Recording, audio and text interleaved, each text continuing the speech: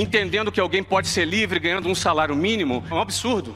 O dinheiro, ele não traz felicidade, mas ele traz a liberdade que a gente tanto fala.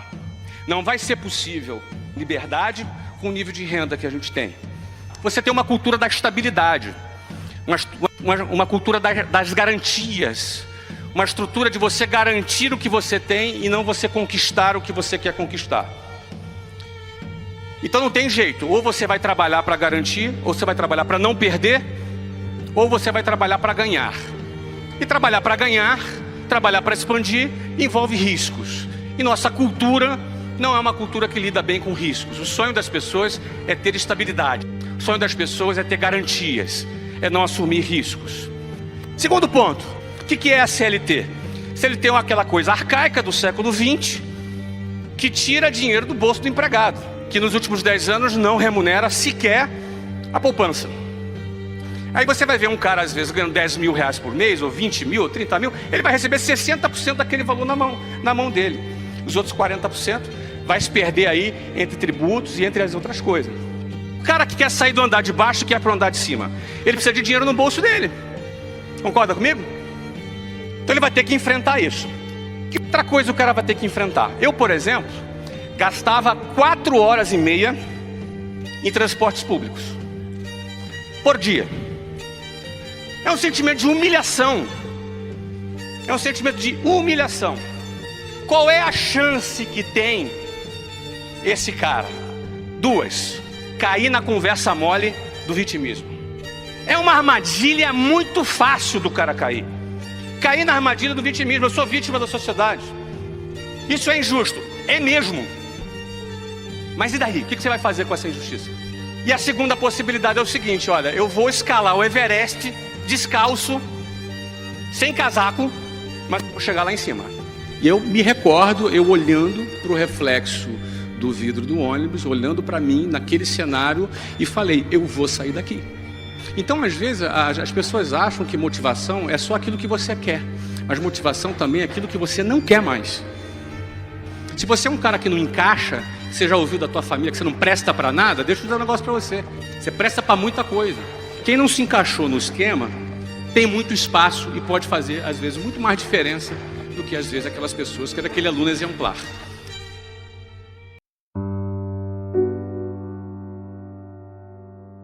Eu quero começar a narrar para vocês agora o que precisou acontecer para eu sair desse moleque da periferia para uma condição muito privilegiada financeiramente. Minha avó, mãe da minha mãe, ela era uma grande empreendedora, uma pessoa que eu admiro muito. Minha avó era lavadeira.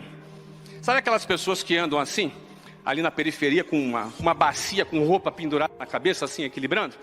Então, a minha avó criou 3 filhos, ela foi abandonada pelo marido, ela tinha 3 filhos, teve que se virar para criar esses 3 filhos. Então, lavando roupa, minha avó semi-analfabeta, sabia ler com muita dificuldade. Lavando roupas, conseguiu garantir para aqueles 3 filhos que pudessem estudar em escolas públicas, ainda com muita dificuldade.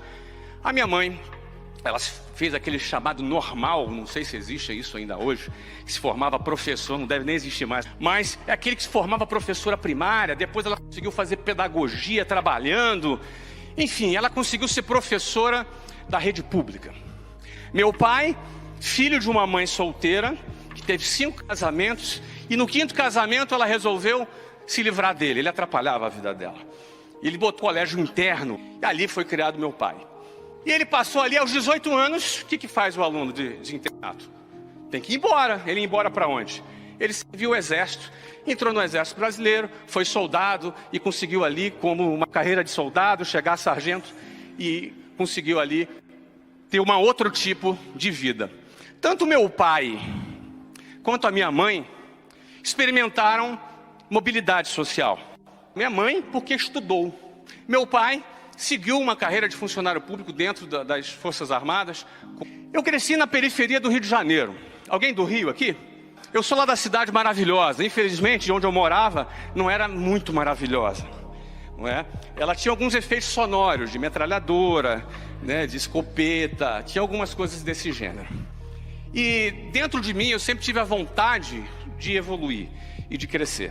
A primeira coisa que aconteceu, eu falei, meu pai é sargento, eu vou para as Forças Armadas. Então eu fui das Forças Armadas. Quando eu entrei no Colégio Naval, eu já estaria experimentando uma mobilidade social muito grande. Porque estaria garantido para mim, por aquele concurso público, que eu seria um oficial da Marinha. Uma carreira de oficial começa ali como aspirante e vai até, eventualmente, almirante, que é o maior posto da Marinha. Já seria a maior mobilidade social inimaginável para minha família. Meu pai estava super orgulhoso. Durou 2 anos, quando eu fui expulso. Do meu lado, eu adorei a experiência na Marinha, mas por outro lado, eu não era um cara muito de processo, muito quadrado, muito rotina. Ainda bem que eles me fizeram o favor de me convidar que eu me retirasse.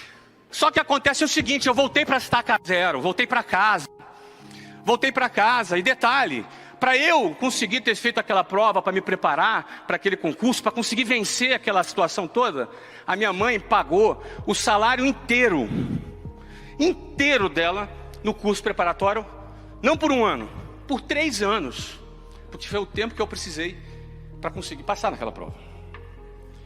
Então olha que a educação, ela é um pilar fundamental para a mobilidade social.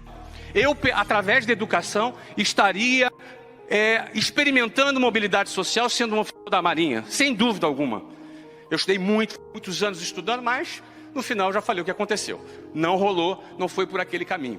Saí, fiz as provas para as faculdades, tinha estudado muito, passei para as faculdades lá, todas as faculdades públicas, afinal era a minha única alternativa, com tranquilidade. Mas aí entrou uma coisa diferente na minha vida, que foi o empreendedorismo. Eu penso que há 2 pilares para a mobilidade social. Um, a educação. E a segunda é o empreendedorismo. Se não fosse empreendedorismo, eu não estaria aqui falando com vocês agora.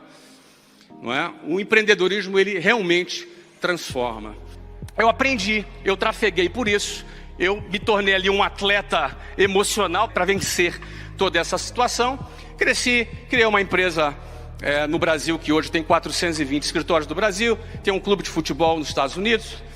Eu descobri que eu não era vítima do sistema, não era vítima porque eu estudei em escola pública ou porque era da periferia. Eu descobri porque eu poderia fazer diferença, eu descobri que eu poderia lutar por algo. Eu descobri que eu poderia ser 20 mil em 25 mil, mas eu poderia virar o jogo. Vale a pena me dedicar como eu me dediquei. Quero encorajar você a ter sonhos maiores, a acreditar, e a lutar, e a buscar.